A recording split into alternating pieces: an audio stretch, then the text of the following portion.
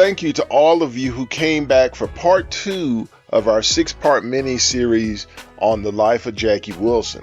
We promise to make it worth your while.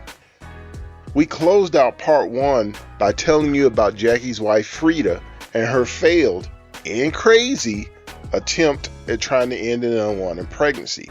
So we'll pick it up from that point by telling you about Frida having another baby. Nearly 2 years after their first child's birth, on January 29, 1953, Frida had another girl that they named Sandra Kay. Meanwhile, Jackie was undeterred. He was still running them streets. When he was 18, while he was doing what he do, he was stabbed by a white prostitute. After his mama found out what happened, he and his mama went looking for the prostitute with a knife. However, the police intercepted them, and they were taken to jail. They had to be bailed out. Guess who bailed them out? Poor, long-suffering Frida, of course. In 1953, things began to happen for Jackie's music career. That year, he was handpicked by Billy Ward, the leader of the group the Dominoes, to replace their current lead singer, Clyde McPhatter, who was leaving for greener pastures. As some of you may already know, McPhatter would go on to found the R&B group The Drifters. He wasn't in the group at the same time as Ben E. King, but we are talking about the same group.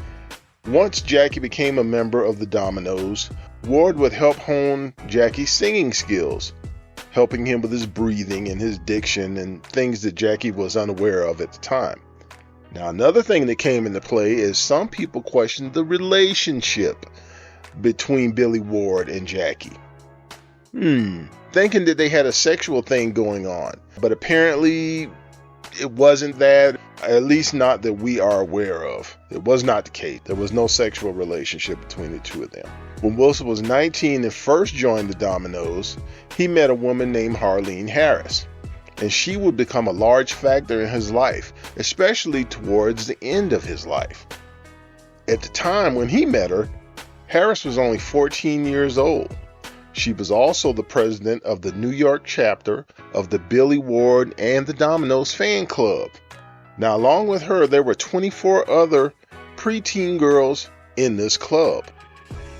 We can already sense that there's going to be something sinister that comes behind this, but that was the setup.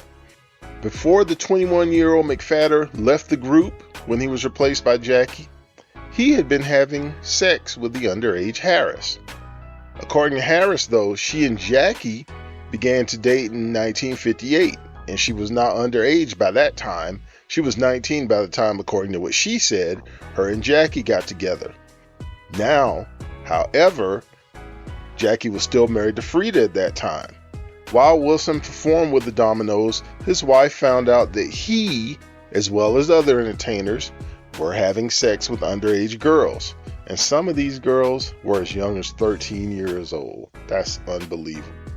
According to Jackie's wife Frida, the mothers of these girls would give them to entertainers. Yes, I said give, as if you can give a human being away, just like you would give somebody a card for their birthday or you give somebody a gift, giving them away.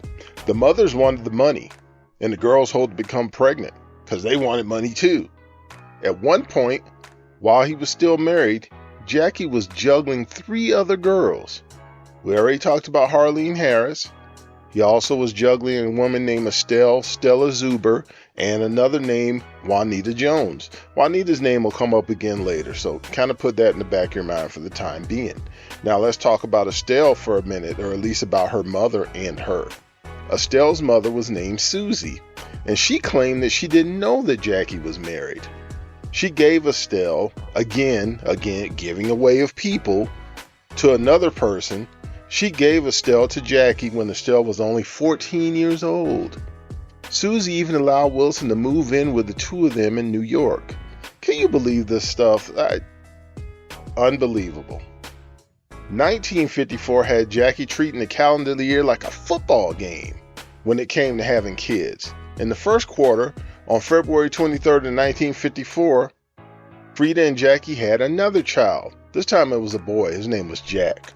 In the second quarter, he had another daughter. And her name was Sabrina, but this was with another woman, Molly Binden, who was from St. Louis. In his third quarter, to cap off the year, he had another daughter named Brenda by a third woman. We don't even know what her name is. Now, after all that work he put in, he didn't even need to do no work in the fourth quarter. He rested during the fourth quarter. But he put all his work in the first 3 quarters. Can you imagine having 3 babies in 1 calendar year? We know some other people like Nick Cannon and others may have done something like that. But at this time, it wasn't something that was very known or very commonplace, at least not publicly. Aside of messing around with his wife, Jackie was also notorious for messing around with the significant others of his friends. Yeah, I can't see how this dude had any friends or anybody that would be around him. If he's willing to mess around with his own wife and mess with, yeah, he can't be trusted. He was notorious for messing with the significant others of his friends and those closest to him. At one point, Jackie was angry with Billy Ward. And remember, Billy Ward is the guy that hired him to come to the group the Dominoes. He was angry with Billy Ward, and to retaliate when Ward was out of town, Jackie messed around with Ward's fiancée. Of course, eventually Ward found out what happened, but the crazy part was he wasn't even mad at Jackie. Instead, he was angry with his fiancée. He felt that she had allowed it to happen. Not that Jackie had done something he shouldn't have done, or maybe even that Jackie forced himself on her, but that she let the situation come to pass. Then he had the nerve to put his hands on the woman and then break up with her, break off the engagement. Now, to jump forward 4 years, Jackie had already been in the group for that 4-year time frame. He decided it was time to go solo. One of the reasons he wanted to leave the group was because even though the Dominoes as a group made a lot of money, Wilson himself saw very little of that money. For example, when the Dominoes made $5,000 a week when they were performing in Las Vegas, Jackie's cut of that was a whopping $90. $90 out of $5,000. Pennies on the dollar, literally. After leaving the Dominoes, Wilson had problems getting on at new locations and new clubs and trying to make a name for himself on a solo tip. For example, he wasn't allowed to perform at the 20 Grand Club, which was a popular spot, because he wasn't in a group. Eventually, though, he was introduced to a man named Albert Al Green. Green was a Jewish man who ran the Flame Show Bar nightclub. Green was a direct man, and most importantly, he was a man that had connections to the mob. Green signed Wilson and became his manager. Green already was the manager for Johnny Ray, who was a white singer who sang like a black soul singer, and Laverne Baker. Baker was perhaps best known for singing the songs Tweedledee and Jim Dandy. Green used his contacts with mob to get Wilson a deal with Decca Records. At the time, Green had a gopher named Nat Tarnopol. Tarnopol was a jack of all trades, cleaning car lots, selling tires, selling popsicles. Last thing anyone saw him as was a manager, as he had no management experience. But that's exactly what he became. Now, how did that happen? And why?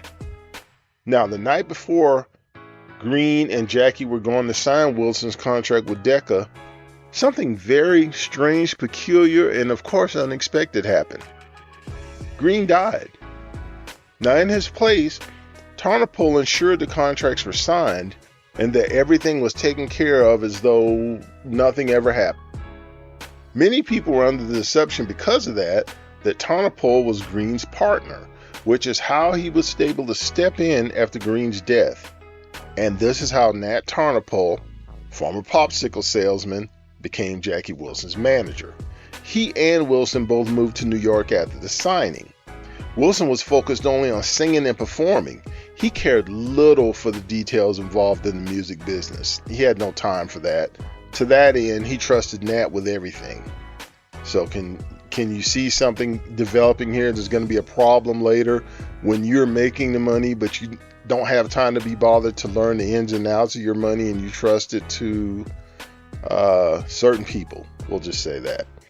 He gave Nat power of attorney. Why? He also allowed one of Tarnopol's friends to serve as his attorney instead of hiring his own. Again, why? These are the decisions of somebody that made it as far as the 9th grade and has absolutely no idea what he's doing. $1 million talent, 10-cent business acumen. As a recording artist for the Decca/Coral label, company executives didn't want a black singer on the white label. They thought it might make him look bad. So they put him on Brunswick Records instead, which is a subsidiary of Decca. So he was good enough to make money off of, but not good enough to seem affiliated with them. Again, recurring theme, but this is what's happening. Wilson's first single for the label was called Reet Petite, and it was written by someone that now we're all very familiar with, or at least it was co-written by Berry Gordy. In fact, Berry Gordy would write many of Wilson's early songs with a man named Raquel Billy Davis. This was, of course, prior to Gordy starting his own Motown label. And that's where we're going to start part 2 right there. It's kind of building up to where different things are going to happen, but you can already kind of see certain segments are in place. That's part 2 of the wild, crazy, and unbelievable life of Jackie Wilson. So now you're invested. If you've already listened to the first 2, you owe it to yourself to come back for number 3 and the next 3 after that. So be on the lookout for this. You'll be able to know exactly what Jackie's doing, what's going on, and what the next steps are in his life. Please don't forget to like, share, comment, and subscribe. And we look forward to seeing you back for the next segment of our mini-series. Thank you. See you soon.